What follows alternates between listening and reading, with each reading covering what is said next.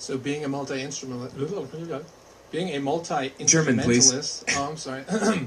Being a multi-instrumentalist, do you have a favorite instrument? I like that. Yeah, I want to say the melodica. No, actually, my favorite instrument is the trumpet. And I don't know why, but to me, you know, I like a lot of different instruments. I like the cello because it's the closest sound to the human voice, for example. But for me, the trumpet, something expressive about it. The trumpet could be sad, it could be happy, but it's always sexy. Do you ever listen to your own music in your free time? No. No? Considering you're such good friends with other talented musicians like Tom Morello and Dave Grohl, have you ever considered forming a side project with any of them? I've had a couple of friends actually make some suggestions like that, like a super group thing, and it's been done before, obviously. I think it would be fun to do as a one-off project, and you know, do something like that. I actually went and saw Tom's mixing his record right now. Actually, his Night Watchman, his next Night Watchman record, his third one, and so I went and checked out some of the songs, and they were really great, and had fun last night. So yeah, something like that could be really fun. Yeah. Do you ever check out your Facebook, website, or YouTube page and read the comments, posted that your fans leave you?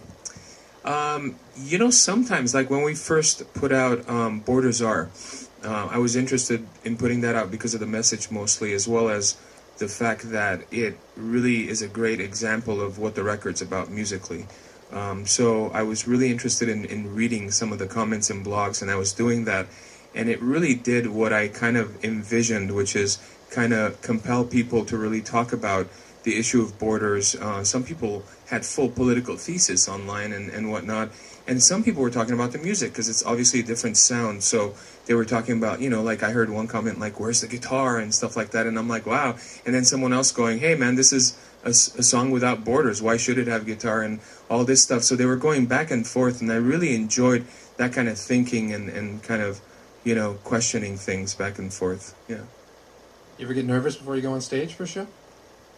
Sometimes, not often, but you know, if there's something I've never done before, like for example, playing with the orchestra, for the Auckland Philharmonia Orchestra, the first time I went on, I've never done that, so I was like, oh man, I hope I don't F this up, you know. So you get a little nervous, but it's mostly excitement that translates into adrenaline, which translates into a great performance, you know. But I'm kind of, you know, it depends on the day. Generally not, you know. Generally I'm pretty cool. It's what I do, you know. What about Dan? He looks pretty chill.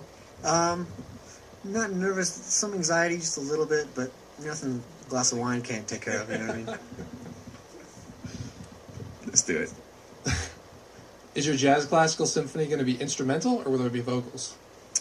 It will be mostly instrumental. I am contemplating whether to use choir. It won't have any like regular singing, solo singing in any way, but I'm thinking of whether I want to use choirs here and there in the jazz symphony, the jazz classical symphony that I'm writing.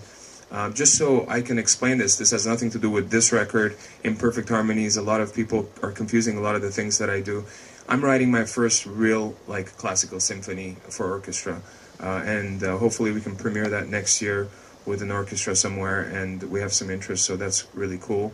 But yeah, it's a full classical / jazz symphony, and there won't be any like singing on it. I won't be singing on it. There might be some choir here and there. And you recently mentioned you were working on a nonfiction book. Do you mind telling us what it's about? I've been kind of drawing up the skeleton for a nonfiction book based on the intersection of spirituality and injustice. Injustice. Not injustice, justice. Spirituality and justice. Yeah. On the cover of Imperfect Harmonies, is that a real suit, or is it all digitally made? If it is a real suit, where can I get one? Wow. It's a suit I wore, and we actually painted that in the studio where we were taking pictures. The idea on the cover was to be standing between the natural world and the unnatural world, and seeing the devastation on the unnatural side, and seeing the kind of beauty and growth and of the natural side. The suit was supposed to be kind of half, dripping with rain, and so the color is kind of coming off, and the other side not so drippy and kind of more. It turned into an art project. I've worn it live on stage, and man, that paint is hard to get around. It's like really makes it stiff for you to move in it and stuff, and it's quite warm. Yeah, but so Levi, you can't buy that suit. Sorry. Sorry. Then you first started making music.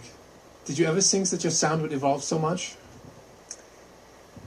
When I first started making music, I didn't have a sound for me to think about its evolution.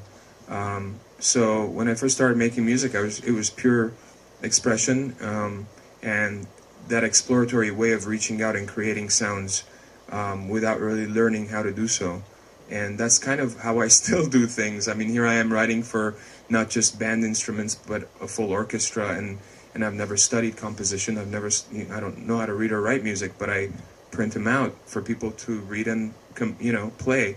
So it's kind of my way, the unlearned way of groping around in the dark and coming up with symphonies. But there's something to be said about art. When you study art too much, I think when you know the rules too much, then you're less likely to break them. If you don't know what the rules are, then you're just going with your intuition and your ears. And here's where I am. What did you major in college? In college, I majored in business administration, marketing as an option. Yeah, not music. So when did you start playing music, and particularly guitar? I started playing music between 18, 19 years old, right when I was about to start college, right after, or maybe the last year of high school, like a senior in high school. I started playing, I got a small keyboard and started playing that, and then guitar pretty soon thereafter. Yeah. Which music video of yours was the most fun to make, and why? Wow. I just realized I've made a lot of music videos.